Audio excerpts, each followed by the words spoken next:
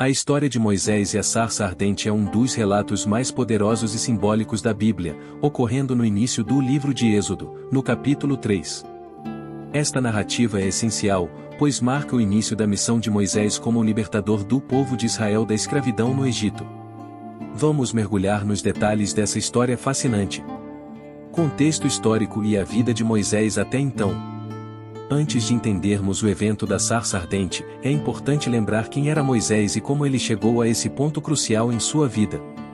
Moisés nasceu em uma época de grande opressão para os hebreus no Egito.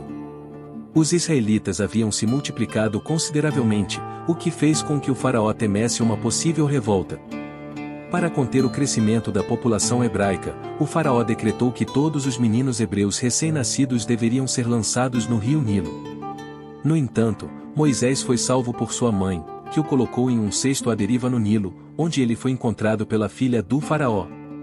Criado como príncipe egípcio, Moisés teve acesso à melhor educação e aos privilégios da realeza. No entanto, ele nunca esqueceu suas raízes hebraicas. Um dia, já adulto, Moisés viu um egípcio maltratando um hebreu e, em um impulso de justiça, matou o egípcio.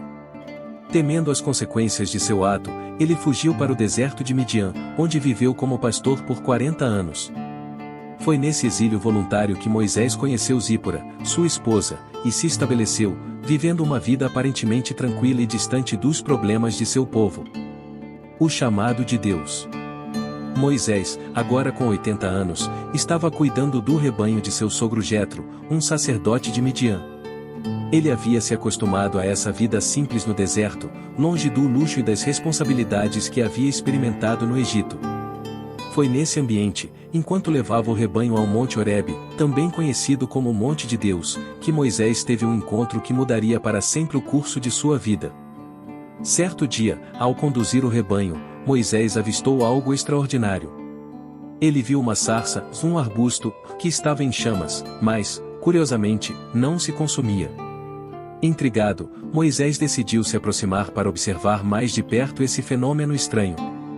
O fato de a sarça não se consumir era, por si só, um milagre e, em muitas interpretações, simboliza a presença de Deus que é eterna e inextinguível.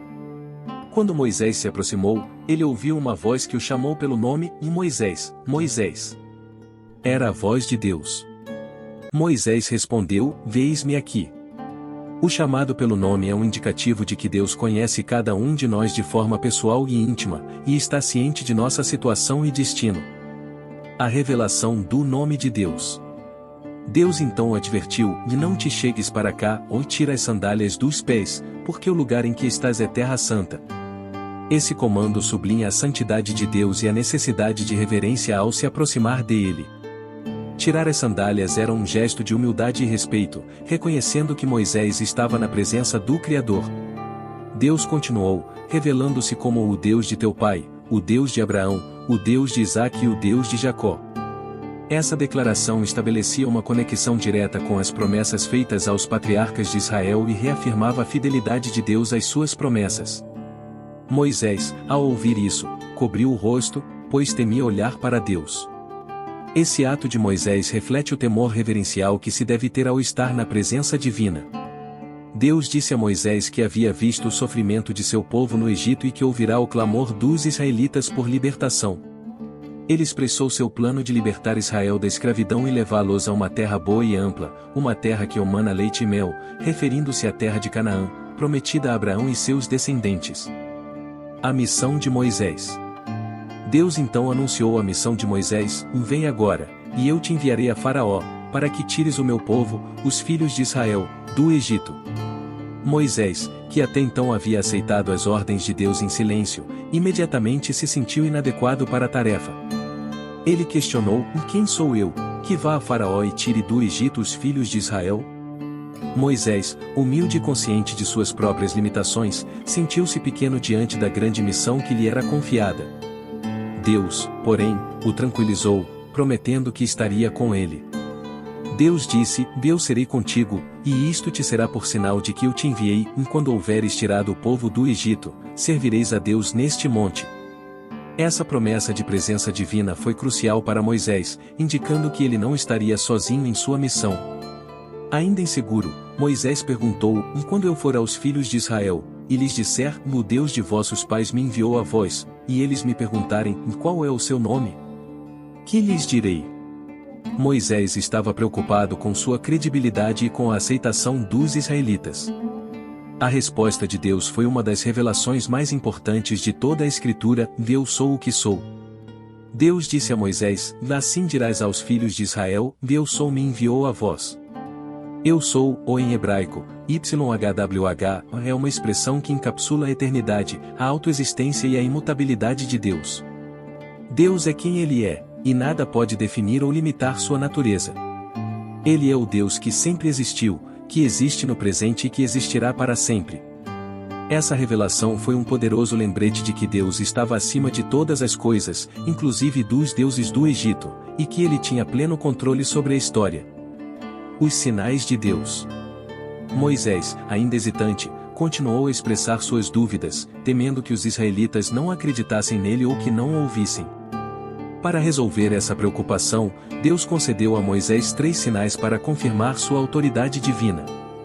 Primeiro, Deus perguntou a Moisés o que ele tinha na mão, e Moisés respondeu: Uma vara. Deus instruiu Moisés a lançar a vara ao chão, e ela se transformou em uma serpente. Moisés, assustado, fugiu, mas Deus mandou que ele estendesse a mão e pegasse a serpente pela cauda.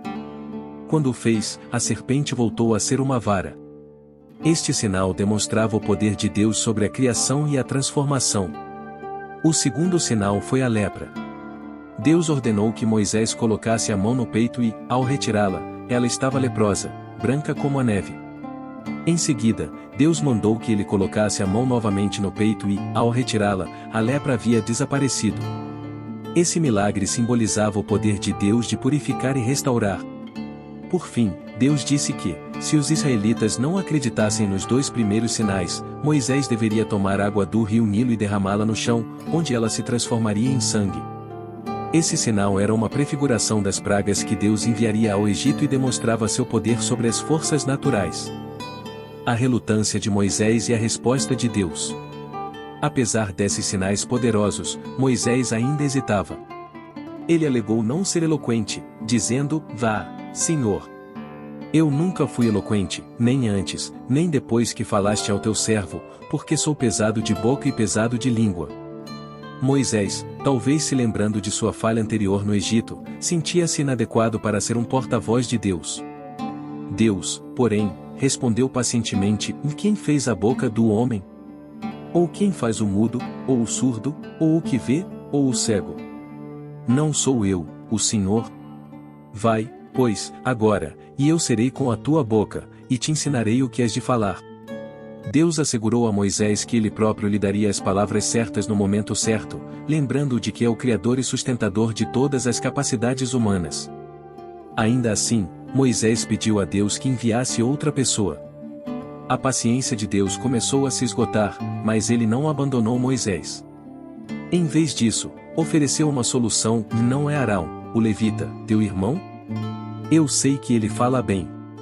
Eis que ele também sai ao teu encontro, e vendo-te, se alegrará em seu coração. E tu lhe falarás, e porás na sua boca as palavras: Eu serei com a tua boca, e com a dele, e vos ensinarei o que haveis de fazer. Com isso, Deus indicou que Arão, o irmão mais velho de Moisés, seria seu porta-voz. Moisés falaria a Arão as palavras de Deus, e Arão as transmitiria ao povo e ao faraó. Deus reafirmou o chamado de Moisés e deu-lhe a vara, que se tornaria um símbolo de autoridade e um instrumento de milagres. Conclusão e partida de Moisés para o Egito. Após esse encontro intenso e transformador, Moisés finalmente aceitou sua missão. Ele retornou à casa de seu sogro Jetro e pediu permissão para voltar ao Egito, afirmando que desejava ver seus irmãos hebreus e saber como estavam. Jetro deu sua bênção, e Moisés partiu com sua esposa e filhos, levando a vara de Deus em sua mão. Enquanto Moisés viajava de volta ao Egito, Deus reiterou que endureceria o coração do faraó, de modo que ele não deixaria os israelitas partirem facilmente. Deus também instruiu Moisés a comunicar ao faraó que Israel era o primogênito de Deus e que, se o faraó se recusasse a libertá-los, o próprio filho primogênito do faraó morreria. Moisés, agora plenamente consciente da magnitude de sua missão, avançou com determinação. Ele estava ciente dos desafios à sua frente, mas também sabia que não estava sozinho, ou Deus estava com ele, guiando cada passo do caminho. A história de Moisés e a sarça ardente é um poderoso lembrete de que Deus escolhe e capacita aqueles que chama, independentemente de suas fraquezas ou dúvidas. Ela também ilustra a santidade de Deus, a importância da obediência e a certeza de que, quando Deus se revela, Ele faz isso com um propósito claro e um plano infalível. A partir desse momento, Moisés se tornaria o líder que libertaria Israel da escravidão e os guiaria em direção à terra prometida, cumprindo a promessa feita a Abraão, Isaque e Jacó.